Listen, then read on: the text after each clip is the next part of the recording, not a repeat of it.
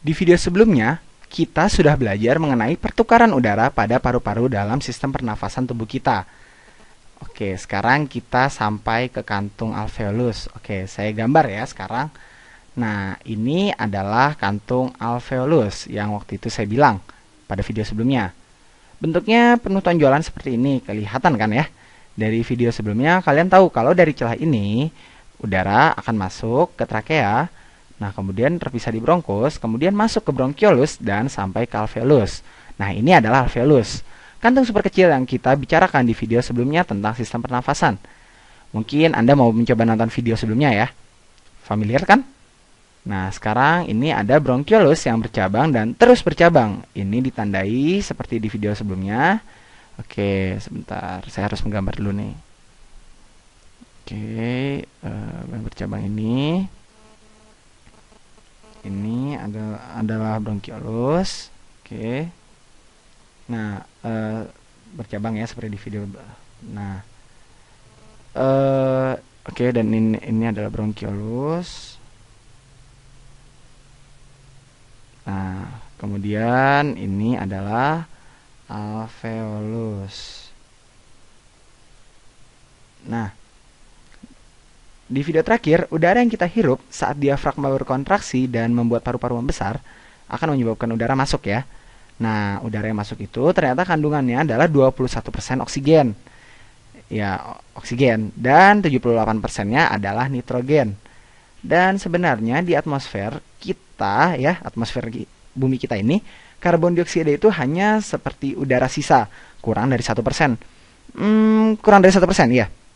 Setiap kali kita bernafas di bumi ya, gas-gas inilah yang akan kita hirup. Dan seperti yang kita lihat di video sebelumnya, kita punya kapiler ya. Oke, ini adalah komposisinya. Oke, ini adalah komposisinya.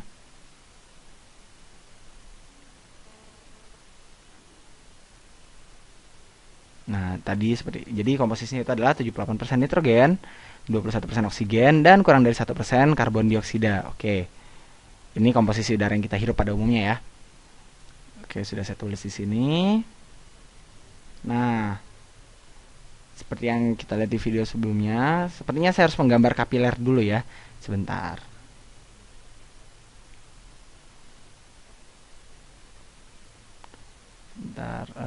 Saya harus menggambar kapiler dulu di sini. Oke, nah seperti ini saja kapilernya. Anggap ini kapiler ya. Dari tadi saya bingung memikirkan bagaimana menggambarnya. Oke, nah kemudian dari kapiler ini, oke, nah kapiler pulmonari ya, ini kapiler pulmonari yang tersebar memanjang di daerah alveolus dan saat mereka mengalami deoksigenasi, oke, deoksigenasi yang warnanya akan menjadi keunguan ya. Oke, yang masuk ke sepanjang daerah alveolus tentunya. Oke, nah ini yang berwarna ungu. Kemudian ia akan mengangkut oksigen dari dalam alveolus. Kemudian oksigen ini berdifusi melintasi membran di alveolus ke dalam kapiler ini. Saluran super kecil ini dan kemudian inilah yang membuat darah masuk. Oke, saat darah ini mengangkut oksigen itu, mereka siap untuk kembali lagi ke jantung. Ya, ini salah satu bagian kecilnya ya. Oke, dan kita sudah belajar dari video sebelumnya. Kalau sesuatu yang bergerak keluar dari jantung itu akan dinamai dengan arteri, dan yang menjauh itu, maksudnya menjauh arteri, dan sesuatu yang bergerak menuju jantung itu namanya vena. Oke, jadi ini di sini namanya adalah vena. Oke, nah kemudian setelah kita tahu mana arteri mana vena, oke. Nah, sekarang adalah bagian pertanyaan yang dari tadi mau dipertanyakan. Oke, ini pertanyaan yang sangat bagus ya. Coba, bagaimana? Apakah ada yang terkait dengan pertanyaan ini? Hey, tadi kan udara yang kita hirup itu 78% adalah nitrogen dan oksigen hanya 21%. Ya kan? Nah, kemanakah nitrogen yang tidak masuk ke darah itu? Nah, itu pertanyaan yang sebenarnya pertanyaan yang bagus loh. Jadi untuk jawabannya, oke, saya akan menggambar bagiannya ya. Saya harus menggambar bagian ini lebih jelas, lebih besar lagi. Oke,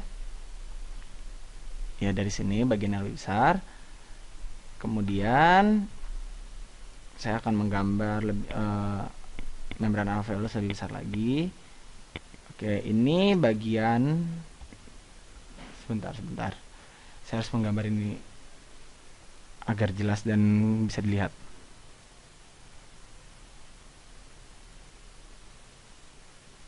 Nah, oke, ini membran alveolus ya. Anggaplah ini membran alveolus ya. Nah, ini membrannya. Oke, ini membran yang super tipis dan hanya setebal satu sel. Dan ini sekarang ada kapiler. Oke, sepanjang ini ada kapiler. Nah, saya mungkin oke, ini dari jantung, heart. Oke, ini arahnya ya. Berarti dari jantung atau bisa disebut dengan arteri. Oke. Nah, oke. Jadi kemudian dari sini yang di atasnya tentu saya itu menuju ke jantung, berarti yang disebut dengan vena. Oke, jadi yang datang dari jantung itu adalah darah yang miskin oksigen dan punya konsentrasi karbon dioksida yang tinggi. Oke, coba sebentar. Saya harus menggambar karbon dioksida ya di sini. Sebentar. Ya, begini saja. Ya, anggap saja ini karbon dioksida yang saya warnai, yang merah-merah ini. Oranye ini ya. Oke. Nah.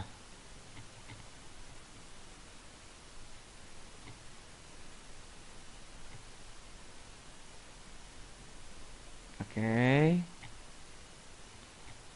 Kemudian sebentar. Jadi saya akan menggunakan warna merah. Oke. Oh, warna oranye ini, oke.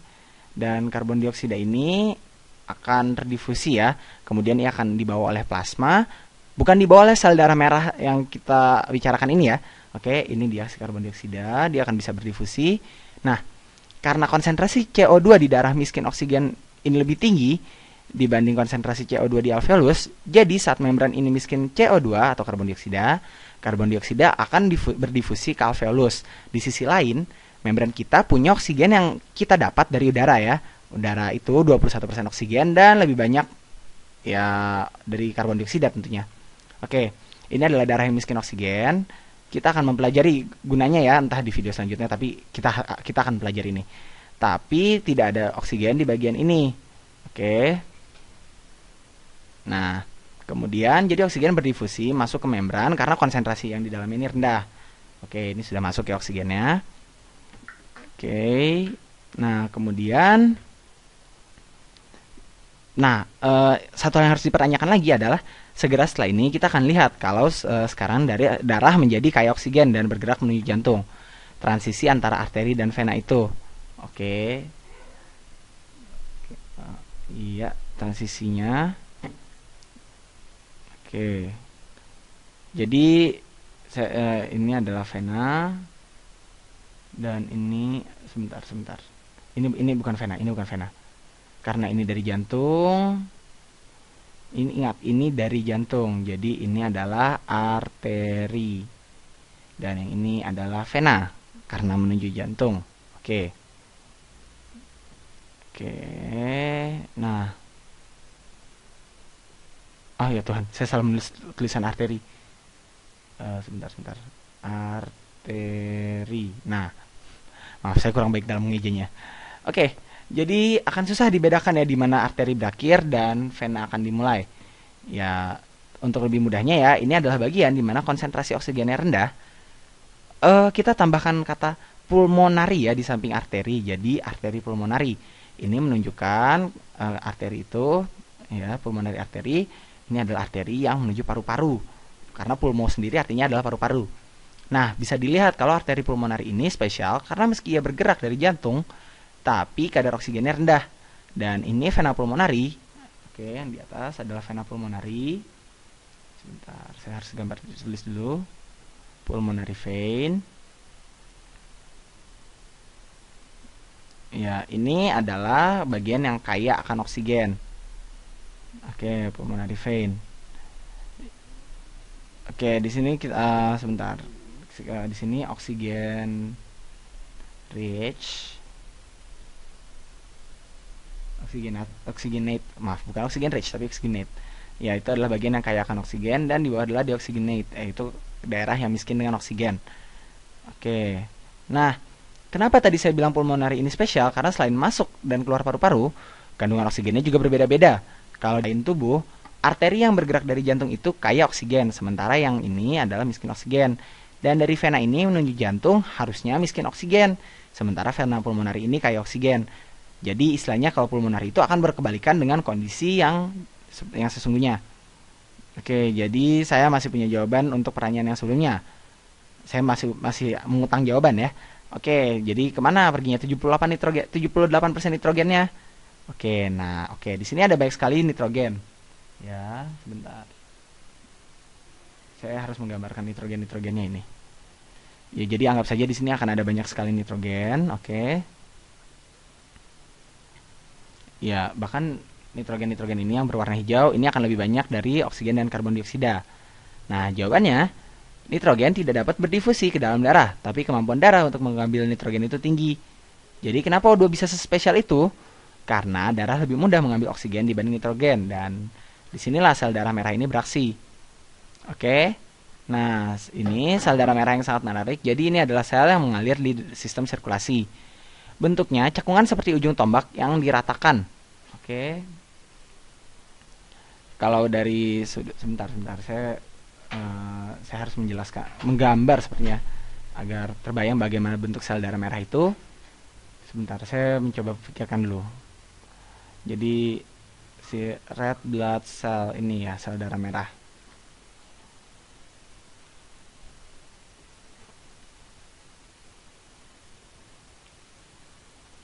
Oke, saya sebentar. Ya, ini ya seperti ujung tombak yang cekung ini. Nah, ini untuk kalau dilihat dari samping ya, semacam ada cekungan di sisi tengahnya sini ya. Jadi dari sudut yang lain cekungannya akan sedikit lebih jelas dari sini. Oke. Ya, ini untuk gambaran lainnya. Ini hanya mengenai masa sudut pandang saja ya. Oke. Nah, jadi sel darah ini akan mengandung hemoglobin. Ingat, sel darah mengandung hemoglobin. Oke, mungkin kita akan buat satu video tersendiri tentang hemoglobin. Ya. Intinya hemoglobin adalah protein kecil yang memegang 4 gugus heme. Oke, coba digambar di sini. Ya. Jadi dari sel darah merah ini ya, dari sel darah merah ini oke, akan ada jutaan hemoglobin ya, seperti inilah gambarnya. Dan 4 gugus hemenya. Heme ini adalah komponen utamanya adalah besi tentunya. Nanti akan ada penjelasan lebih jelasnya di video tentang hemoglobin tentunya. Oke, nah jadi besi yang berada pada hemoglobin merupakan sebuah komponen yang paling penting. Karena besi ini penting karena apabila jumlahnya tidak cukup, ya kita akan kesusahan dalam regulasi oksigen di dalam darah. Ya, itu menyebabkan fungsional dari hemoglobin menjadi fungsional karena ada gugus besinya. Jadi kalau ketika tidak ada gugus besi, Fe atau iron, ya hemoglobin menjadi tidak fungsional dan keempat gugus heme ini tidak akan dapat berikatan dengan oksigen. Oke. Oh iya, ikatan yang muncul antara oksigen ini akan jadi sangat kuat ya. Dan nanti kita akan lihat bagaimana ia melepas oksigennya. Di sel darah merah ini terdapat banyak sekali heme dan oksigen berdifusi melintasi membran sel darah merah. Oke, ini melintasi seperti ini, jadi mulai masuk-masuk. Oke, dan di sel darah merah ini terdapat banyak sekali heme dan oksigen dan menempel di gugus heme pada hemoglobin ya. Oke, jadi karena sel darah merah punya hemoglobin yang perannya jadi seperti spons yang menarik oksigen secara langsung dari plasma. Oke, plasma yang kita tahu adalah semacam cairan darah yang tidak termasuk ke dalamnya O2. Jadi si sel darah merah ini warnanya tidak akan terlalu merah ya. Alasannya kenapa? Adalah karena karbon dioksida yang berjalan-jalan sepanjang plasma dan diserap oleh cairan. Oke. Nah, oke. Warnanya tidak terlalu merah. Nah, kita akan bicarakan tentang ini di video selanjutnya ya. Jadi karbon dioksida ini berubah wujud menjadi asam karbonat yang jadi kunci kenapa plasma menolak oksigen. Tapi kita bicarakan hal ini nanti juga ya. Oke, di gambar ini sel darah merah yang berwarna ungu ya. Oke, sel darah merah memiliki di dalamnya hemoglobin dan hemoglobin ini melepaskan oksigennya. Karena ada oksigen, sel darah merah menjadi berwarna merah dan merefleksikan cahaya merah. Oke, dan di saat inilah tidak ada oksigen mengikat, di saat tidak ada oksigen yang mengikat hemoglobin, tentu warnanya tidak merah. Jadi ya malah semacam keunguan atau kebiruan gelap. Jadi ini sebabnya kenapa pada sebagian besar tubuh bagian tubuh vena, sel darahnya itu kan miskin oksigen yang otomatis akan tambah kebiruan. Jadi itu menyebabkan pembuluh vena umumnya berwarna kebiruan atau ya keunguan. Dan alasan kenapa ia berganti warna karena adalah ketika oksigen terikat pada sisi heme, ia akan mengubah seluruh konformasi dan struktur dari protein hemoglobin. Seluruh protein ini melipat dengan cara tertentu sehingga cahaya gelap akan direfleksikan dan yang ini sel darah merah. Cahaya merah yang direfleksikan sehingga sel darah merah warnanya akan merah kalau mengikat oksigen. Intinya di dalam sel darah merah lebih banyak oksigen dibanding nitrogen dan di atmosfer nitrogen lebih banyak daripada oksigen.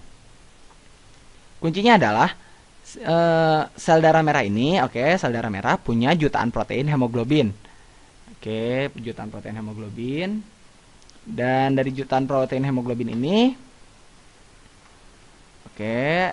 di dalamnya mereka akan menarik dan mengikat hampir seluruh oksigen yang ada. Sekitar 98,5% oksigen terhisap masuk ke dalam sel darah merah. Dan sel darah merah ini bergerak menuju jantung sehingga inilah yang membuat darah kita merah. Aktivitas hemoglobin sendiri aktivitas hemoglobin yang terus mengikat oksigen ini menjaga agar sebisa mungkin konsentrasi oksigen di plasma darah rendah, tapi tidak dengan nitrogen. Tidak ada sel yang mengisap nitrogen dan hemoglobin tidak bisa mengikat nitrogen. Ya, inilah sebabnya kenapa oksigen jauh lebih baik dihisap. Ini cukup menarik loh karena kita tahu sendiri jumlah nitrogen, kita tahu sendiri ya mengapa jumlah nitrogen lebih banyak. Nah, sekarang saya akan lebih fokus ke sel darah merah ya. Jadi sel darah merah itu sendiri kita semua tahu dari video sebelumnya kalau struktur seluruh sel itu mengandung DNA. Coba digambar dulu. Sel darah merahnya saya harus menggambar ini. Dengan ada cekungannya. Nah, jadi intinya hal menarik tentang sel darah merah, dia punya jutaan hemoglobin yang tersebar. Nah, hal menarik tentang sel darah merah adalah ia tidak memiliki nukleus dan tidak memiliki DNA. Ini cukup mengagetkan dan membuat kita ragu ya. Sebetulnya sel darah merah ini sel hidup atau bukan? Nah, jadi ternyata pada waktu sel darah merah tumbuh, pada awalnya ia memiliki nukleus, jelas. Nah, kemudian semua tahu kalau semua sel punya nukleus berisi DNA yang fungsinya memproduksi protein yang muncul sehingga sel darah merah punya sebanyak mungkin hemoglobin. Nah, tapi karena adanya evolusi yang reversible, sel darah merah berevolusi menjadi tidak memiliki nukleus dengan nukleusnya dilepaskan dari sel. Alasannya itu untuk menyediakan ruang lebih untuk hemoglobin. Jadi tidak adanya nukleus ini tidak ada nukleus dan tidak adanya DNA ini adalah mekanisme yang sengaja dikembangkan ya oleh sel darah merah agar mereka bisa menyediakan ruang lebih banyak untuk hemoglobin. Jadi semakin banyak hemoglobin, otomatis akan semakin banyak oksigen yang dapat mereka ikat. Nah, semakin banyak oksigen yang terikat, maka akan semakin efisien untuk sel darah merah ini. Nah, kemudian saya mungkin akan membuat satu video tentang hemoglobin lebih dalam lagi ya, dan tentang sistem sirkulatori. Jadi jangan khawatir. Tapi sekarang saya mau memberitahu salah satu fakta menarik tentang sel darah merah di samping tidak memiliki nukleus. Jadi Anda harus tahu kalau sel darah merah ini hidupnya sangat singkat, hanya sekitar 120 hari. Jadi ia tidak seperti sel lain yang sangat panjang umur. Jadi masih jadi perdebatan. Apakah sel darah merah ini masih sel saat ia melepaskan DNA-nya keluar atau hanya semacam kantung yang mampu meregenerasi diri? Jadi saya belum membuat video mendalam tentang hemoglobin dan saya sangat sadar. Ini jadi fungsinya itu untuk menyediakan ruang lebih banyak ya. Tadi saya sendiri belum membuat video sendiri untuk hemoglobin. Jadi karena saya sadar bahwa video yang sekarang panjangnya mungkin hanya sekitar 20 menit. Jadi mungkin di video selanjutnya nanti saya akan membahas tentang hemoglobin. Jadi intinya yang perlu dicatat tentang sel darah merah ini, dia tidak memiliki nukleus dan tidak memiliki DNA. dengan tujuan untuk menyediakan ruang lebih agar lebih banyak hemoglobin yang bisa ditampung dalam satu sel darah merah. Oke. Sehingga nantinya itu sel darah merah ini akan bekerja dengan lebih efisien agar lebih banyak oksigen yang dapat diikat. Oke, jadi sepertinya hanya begitu untuk video kali ini. Jadi di video selanjutnya mungkin kita akan belajar lebih lanjut mengenai hemoglobin dan sistem sirkulasi.